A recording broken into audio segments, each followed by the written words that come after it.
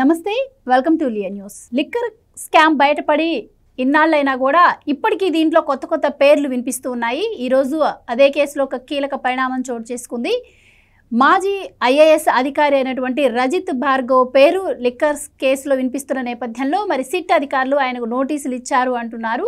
అలాగే ఈయన ఎక్సైజ్ శాఖ ప్రత్యేక ప్రధాన కార్యదర్శిగా పాలసీ మేకింగ్ దగ్గర నుంచి కలెక్షన్ల వరకు ఈయన దగ్గరుండి స్వయంగా చూసుకున్నారు అని చెప్పి కూడా ఈయనపై ఆరోపణలు వస్తూ ఉన్నాయి. మరి వీటిల్లో వాస్తవం ఎంత, అలాగే మరి ఈయన్ని విచారణకి పిలిస్తే ఈయన ఏమన్నా సంచలన విషయాలు లేకపోతే నిజాలు ఏమన్నా బయటపెట్టే అవకాశం ఉందా, లేదు అంటే ఈయన్ని కూడా అరెస్ట్ చేస్తారా అన్న విషయాన్ని తెలుసుకుందాం. మనతో పాటు ఉన్నారు సీనియర్ జర్నలిస్ట్ డివి శ్రీనివాస్ గారు.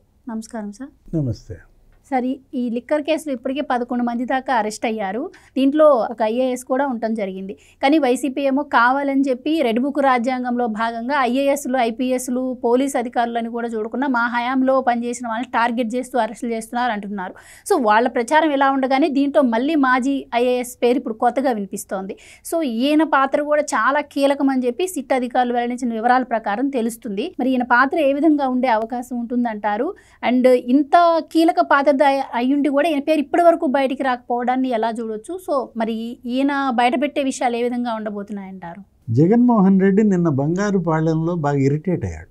ఆయన ఎంత స్థాయిలో ఇరిటేట్ అయ్యాడంటే ఆ అసహనం, లేకపోతే అక్కసు, అక్కడ ఉన్నటువంటి ఎస్పీ పైన, లేకపోతే ఎవరో ఒక అతను తల పగిలినట్టుగా చూపిస్తూ వాట్ ఈజ్ దిస్ అని చెప్పి అతను యాక్షన్ చేయడం, ఆ వ్యాన్ ఎక్కి మనం చూసాం. ఎందుకు ఆయనంత ఇరిటేట్ అయ్యాడు అని చూస్తే ఈ నోటీసా, లిక్కర్ స్కామ్లో రజిత్ భార్గవ్కి ఇచ్చిన నోటీస్ దెబ్బకి జగన్మోహన్ రెడ్డికి నసాలాన్ని కట్టిందా? ఆయన పెట్టినటువంటి ప్రెస్ మీట్లో కూడా పోలీసులను ఉద్దేశించి ప్రత్యేకంగా కూడా మాట్లాడారు. అండ్ వాళ్ళ పేపర్లో కూడా ప్రత్యేకంగా ఒక సపరేట్ బాక్స్లో కూడా పోలీసుల గురించి ఆయన మాట్లాడిన దాన్ని కూడా ప్రస్తావించారు. అంటే ఇప్పుడు రజిత్ భార్గవ్ అప్రూవర్గా మారతాడా? ఇప్పుడు రేపు ఆయన విచారణకు పిలిచింది special investigation team. Rajith Bhargav కనుక వాస్తవాలన్నీ చెబితే, ఇక అంతిమ లబ్ధిదారు పేరు చెప్పేస్తే ఇక తను జైలు కన్నా ఒక అసహనమా? నిన్నటి జగన్మోహన్ రెడ్డి ఆ ఇరిటేషన్, మరి రేపటి రజిత్ భార్గవ్ ఇంటరాగేషన్ కట్ చేస్తే జగన్ జైలుకా? ఎందుకంటే రజిత్ భార్గవ్ మనం చూసాం, అతనేంటి 1990 బ్యాచ్, ఉత్తరప్రదేశ్లో పుట్టాడు. ఇక్కడ ఆంధ్రప్రదేశ్ క్యాడర్ ఐఏఎస్ చాలామంది సీఎంలు చూశాడు. మరి అంతమంది సీఎంల దగ్గర పనిచేసినాడు. చివరికి జగన్మోహన్ రెడ్డి దగ్గర పనిచేయడం వల్ల పార్టీలైనటువంటి అనర్థమా? సన్ స్ట్రోక్ అంటారు, వేసవకాలం విపరీతంగా మనం వడదెబ్బ అంటారు, లేకపోతే గన్ స్ట్రోక్, ఏంటది తుపాకీ దెబ్బ అంటాం. జగన్ స్ట్రోక్ ఎట్టుంటుందో చూసావా? ఎంతమంది జైలుకి వెళ్ళారు? ఇప్పటికీ 11 మంది జైలుకి వెళ్ళారు. మరి ఈయన కూడా జైలుకి వెళ్తారా? ఆల్రెడీ ఒక ఐఏఎస్, ఎవరు, ధనుంజయ రెడ్డి, మాజీ ఐఏఎస్, ఇప్పుడు జైల్లోనే ఉన్నారు. ఆయన ఏంటి, అప్పటి CMO, Jaganmohan Reddy CMO principal సెక్రటరీగా ధనుంజయ రెడ్డి, లేకపోతే అతను ఓఎస్డి కృష్ణమోహన్ రెడ్డి, అతను కూడా జైల్లోనే ఉన్న పరిస్థితుల్లో ఇప్పుడు రెండో ఐఏఎస్ లిక్కర్ కేసులో జైలుకి వెళ్ళే రెండో ఐఏఎస్గా రజిత్ భార్గవ్ అవుతాడా? లేదు అప్రూవర్గా నంబర్ 2 ఒక అప్రూవర్ వాసుదేవరెడ్డి, అతనే మొత్తం అన్నీ చెప్పేశాడు. మ్యాజిస్ట్రేట్ దగ్గర వాంగ్మూలం కూడా ఇచ్చిన పరిస్థితుల్లో వాసుదేవరెడ్డి రిలీవ్ అయ్యి వెళ్ళిపోయాడు. ఆయన మళ్ళా సెంట్రల్ సర్వీసెస్కి వెళ్ళిపోయాడు, ఆయన రైల్వే శాఖ ఏదో మొత్తానికి. ఇప్పుడు మరి ఈయన అప్రూవర్గా మారితే రజిత్ భార్గవ్ అంతిమ లబ్ధిదారు పేరు చెబితే, అంతిమ గడియలు అన్నాడు ఎవరు, రాజ్ కసిరెడ్డి. ఇక్కడ రజిత్ భార్గవ్కి వచ్చే నష్టం ఏమి లేదు, ఆయనకి అంతిమ గడియలేమీ రావు. ఎందుకంటే ఆయన పొలిటీషియన్ కాదు, ఆయన ఏంటి ఐఏఎస్. కాకపోతే నిజంగా అంత పశ్చాత్తాపం, రిపెంటేషన్ అతనిలో ఉంటుందా? ఎందుకంటే పాలసీ మేకింగ్ గురించి మీరు చెప్పారు. ఇప్పుడు ఈ లిక్కర్ పాలసీ జగన్మోహన్ రెడ్డి వచ్చిన తర్వాత మార్చినటువంటి ఆ మద్యం విధానం, అది విజయసాయిరెడ్డి ఇంట్లో మీటింగ్ జరిగింది. ఆయనే బయట పెట్టాడు. ఎవరు, విజయసాయిరెడ్డి. అప్పుడు ప్రెస్ మీట్లో కూడా చెప్పాడు కదా, జర్నలిస్ట్ కాలనీలో ఫస్ట్ మీటింగ్. ఆ ఫస్ట్ మీటింగ్కి మరి మిథున్ రెడ్డి, విజయసాయిరెడ్డి, ధనుంజయ రెడ్డి, లేకపోతే సజ్జల శ్రీధర్ రెడ్డి, కసిరెడ్డి రాజు పాల్గొన్నారు అని చెప్పాడు కదా. అసలు లిక్కర్ పాలసీకి లోక్సభ సభ్యుడికి ఏంటి సంబంధం? మిథున్ రెడ్డి ఎందుకు పాల్గొన్నాడు? లిక్కర్ పాలసీకి రాజ్యసభ సభ్యుడికి ఏంటి సంబంధం? సాయిరెడ్డి ఎందుకు పాల్గొన్నాడు? అసలు ఆ మీటింగ్లో రజత్ భార్గవ్ కూడా పాల్గొన్నాడా? ఎందుకంటే ఆయన, మీరు అన్నారు ఎక్సైజ్ శాఖ స్పెషల్ చీఫ్ సెక్రటరీ కదా, మరి పాలసీ ఆయన మేకింగ్. పేరు విజయసాయి రెడ్డి గారు ఎందుకు ప్రస్తావించలేదంటారు? అంటే ఉద్దేశపూర్వకంగా సాయి రెడ్డి తన పేరు తప్పించాడా? ఇప్పుడు జర్నలిస్ట్ కాలనీలో మీటింగ్లో పాల్గొనకపోతే మరి ఇక్కడ విల్లా, ఇక్కడ విజయవాడ విల్లా, విజయసాయి రెడ్డి విల్లాలో కూడా సెకండ్ మీటింగ్ జరిగింది. సెకండ్ మీటింగ్కి ఈయన అటెండ్ అయ్యాడా? ధనుంజయ రెడ్డి నోట రజిత్ భార్గవ్ పేరు రాలా, సాయి రెడ్డి నోట రజిత్ భార్గవ్ పేరు రాలా, కానీ వేట కొనసాగుతూ ఉందన్నమాట. ఇప్పుడు విశ్రాంత అధికారిగా మరి రజిత్ భార్గవ్ ఏంటి అసలు ఇవన్నీ కూడా ఏది ఆ అనూష ఆమె ఏంటి ఆ MIS విభాగంలో అవుట్సోర్సింగ్ ఉద్యోగి, ఆమెను నియమిస్తూ ఒక సర్క్యులర్ మెమో జారీ చేయాల్సిన అవసరం ఎందుకు వచ్చింది? అనూషని ఆ పోస్టులో నియమించమని సిఫార్సు చేసింది ఎవరు? సాయి రెడ్డి ఒక్కొక్క శాఖలో ఒక్కొక్క గర్ల్ను పెట్టుకున్నాడు. మనకు తెలుసు ఎండోమెంట్ శాఖలో శాంతి, అప్పుడు పెద్ద స్టోరీ, ఏది మదన్, శాంతి, సాయి రెడ్డి, అన్న నాన్న ఏదో తమిళమ్మాయి స్టోరీ లాగా అప్పుడు కథలుగా చెప్పారు. ఇప్పుడు ఎండోమెంట్ శాఖలో శాంతిని పెట్టినట్టుగా ఎక్సైజ్ శాఖలో అనూషను పెట్టుకున్నారు. అనూష ఏంటి ఏ బ్రాండ్ మద్యం ఎంత పన్నారు ఏంటి ఎప్పటికప్పుడు ఆమె సైఫ్ అహ్మద్కి పంపేదని వాట్సాప్లో. సైఫ్ అహ్మద్ కసిరెడ్డి రాజుకి అది పంపించి ఎవరి దగ్గర ముడుపులు ఎంత వసూలు చేయాలి అంటే. ఇప్పుడు ఇక్కడ ఇష్యూ ఏంటి? పాలసీ మేకింగ్లో ఈ విధంగా మార్పులు చేయడం, ఏది కొత్త డిస్టిలరీలకి ఆర్డర్లు ఇవ్వడం.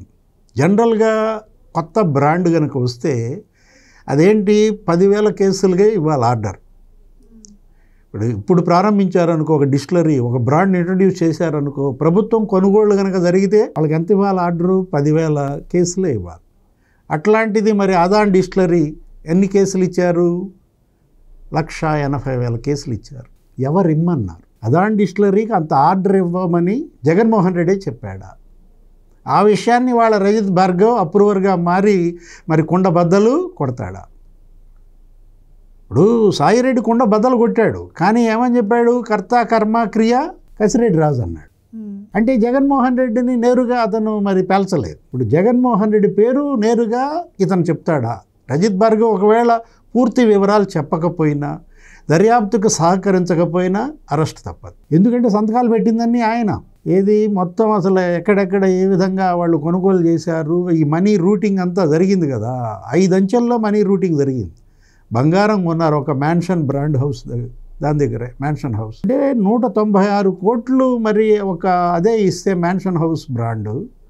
దానిలో కూడా ఏంటి 105 కోట్లు పద్మావతి జ్యువెలరీస్ అని, ఒక 90 కోట్లు ఏదో తాయిల్ జ్యువెలరీస్ అన్నారు. మిగతా బ్రాండ్ల దగ్గర ఆ బంగారం కూడా లెక్కేసుకుంటే దగ్గర 5-6 వేల కోట్ల బంగారం అనుకుంటున్నారు. సినిమాలు తీశారు, రియల్ ఎస్టేట్లో పెట్టారు, లేకపోతే ఇంకా మనం చూసాం అసలు ఓట్లు కొన్నారు. చెవిరెడ్డి భాస్కర్ రెడ్డి అందుకే అరెస్ట్ అయింది. అంటే వీళ్ళు 7 అంచెలుగానేమో మనీ లాండరింగ్ చేశారు. క్యాష్ హ్యాండ్లర్స్ అని, డ్రగ్స్ పెడ్లర్స్ లాగా క్యాష్ కోఆర్డినేటర్స్ అని, ఏదో క్యాష్ స్టాక్ పాయింట్, దానికో ఇన్ఛార్జ్ ఎవరతను? ప్రణయ్ ప్రకాష్, తాడేపల్లి ఏదో అపార్ట్మెంట్. అంటే తీగ లాగితే నీకు డొంకలు ఎలా కదులుతున్నాయో చూడు. సార్ ఇప్పటికీ అంటే కింద స్థాయిలో అరెస్ట్ అయిన వ్యక్తులు కొద్ది గొప్ప వివరాలను వెల్లడిస్తూ ఉన్నారు, కానీ రాజ్ కసిరెడ్డి కావచ్చు, ఈ ధనుంజయ రెడ్డి కావచ్చు, కృష్ణమోహన్ కావచ్చు, వీళ్ళైతే సిట్ అధికారులకు అసలు సహకరించిన పరిస్థితి కనిపించట్లేదు. మరి ఇప్పుడు ఇతన్ని ఈ మాజీ ఐఏఎస్ను కూడా రేపు ఒకవేళ విచారణకు పిలిచినా ఈయన సహకరిస్తారంటారా? ఎలా ఉండబోతుందంటారు? అంటే నోటోరియస్ క్రిమినల్స్ ఎలా సహకరిస్తారు విచారణకి? కరడుగట్టిన కరోడాలు సహకరించరు. వాళ్ళేంటి, వాళ్ళకి ఇంకా భ్రమలు ఉంటాయి. మళ్ళా జగన్మోహన్ రెడ్డి సీఎం అవుతాడు, మళ్ళా మమ్మల్ని బయటికి తీసుకొస్తాడు, శ్రీలక్ష్మిలాగా మాకు కూడా మళ్ళీ మంచి పోస్టులు ఇస్తాడు. మనం చూసాం జగన్మోహన్ రెడ్డి గతంలో క్యాబినెట్ కానీ లేకపోతే అతని ప్రభుత్వ సలహాదారుగా కానీ మొత్తం ఎంతమంది సలహాదారులను పెట్టుకున్నాడు. అందరూ తన కేసుల్లో ఆ నిందితులందరికీ గవర్నమెంట్లో పోస్టులు ఇచ్చాడు అప్పట్లో. అట్లాగే మళ్ళా జగన్ 2.0 వస్తుందన్న ఆశతో వాళ్ళు మీరు అన్నట్టుగా వాళ్ళు సహకరించట్లేదు కొంతమంది. కానీ రజిత్ భార్గవ్కి ఆశ ఉంటుందా? ఆయన రిస్క్ తీసుకోవడానికి రజిత్ భార్గవ్ సిద్ధంగా ఉన్నాడా? తీసుకునేవాడైతే ఆ రిస్క్ మరి వాసుదేవరెడ్డి ఎందుకు తీసుకోవాలా? ఎందుకు మరి ఒక్కసారిగా బళ్ళుమని అన్నీ చెప్పేశాడు? వాసుదేవరెడ్డే కదా మొదటి అప్రూవర్. ఇక్కడ రెండే ఇప్పుడు రజిత్ భార్గవ్ ముందున్న మార్గాలు. ఒకటి ధనుంజయ రెడ్డిలాగా జైలుకి వెళ్ళిపోవటమా, 2 వాసుదేవరెడ్డిలాగా అప్రూవర్గా మారి చక్కగా రిలీవ్ అయిపోవడమా. ఇది క్రూషియల్ సిట్యుయేషన్. ఇందాక మనం చెప్పాము, ఏది తీగ లాగితే డొంకలన్నీ కదులుతున్నాయన్నాం. ఒక డొంక కాదు, నీకేంటి జర్నలిస్ట్ కాలనీ డొంక కదిలింది, నానక్రామ్ కూడా ఆ డొంక కదిలింది. అసలు మొత్తం మనం చూసాం, ఏది తాడేపల్లి డొంక కూడా కదిలింది కదా, అదేగా ఏది అది క్యాష్ స్టాక్ పాయింట్, ఏంటిది అపార్ట్మెంట్ పేరు ఏదో ఉంది, ల్యాండ్ మార్క్ 312. అంటే ల్యాండ్ మార్క్ డొంక దాకా వచ్చింది. మరి ప్యాలెస్ డొంక కదులుద్దా లేదా? కదిల్చేవాడే రజిత్ భార్గవ. ఏదైనా ఈ కేసులో జగన్మోహన్ రెడ్డి జైలుకి వెళ్ళడం ఖాయం, అది మాత్రం వాస్తవం. కాకపోతే నంబరింగే తేడా వస్తుంది. ఇప్పుడు దాకా ఎన్ని నంబర్లు వచ్చాయి నీకు? అక్యూజ్డ్ నంబర్ 31 అనుకుంటా ధనుంజయ రెడ్డి, 32 కృష్ణమోహన్ అనుకుంటా, వీళ్ళు ఉన్నారు ఏది చెవిరెడ్డి బాబు కొడుకులు. ఇప్పుడు 38, 37, 39కి వచ్చినట్టున్నారు. చెవిరెడ్డి భాస్కర్ రెడ్డి 39, మహిత్ రెడ్డి 38లో ఉన్నారు. ఇప్పుడు ఏంటి మరి రజిత్ భార్గవ్ 40 అవుతాడా? అక్యూజ్డ్ నంబర్ 40గా జైలుకి వెళ్తాడా? లేదు వాసుదేవరెడ్డి లాగా వాస్తవాలు బయట పెడతాడా? బయట పెడితే జగన్మోహన్ రెడ్డి జైలుకి వెళ్ళడం ఖాయమైన నేపథ్యంలో ఇప్పుడు ఈ సర్కస్లా, ఈ ఇరిటేషన్లా, Rentapalla circus, Podili circus, Tenali circus, లేకపోతే బంగారుపాలెం సర్కస్, ఇంకో చూస్తావా ఇంకో షో, మరో సర్కస్ షో, మరో ఒక బ్లఫ్ మళ్ళా ఉంటుందా? ఈ లోపే జగన్మోహన్ రెడ్డి కూడా జైలుకి వెళ్తాడా? ఇదంతా కూడా రజిత్ భార్గవ్ ఇచ్చే వాంగ్మూలం పైన ఆధారపడి ఉంది. Thank you sir. Please subscribe to Leo news for more videos.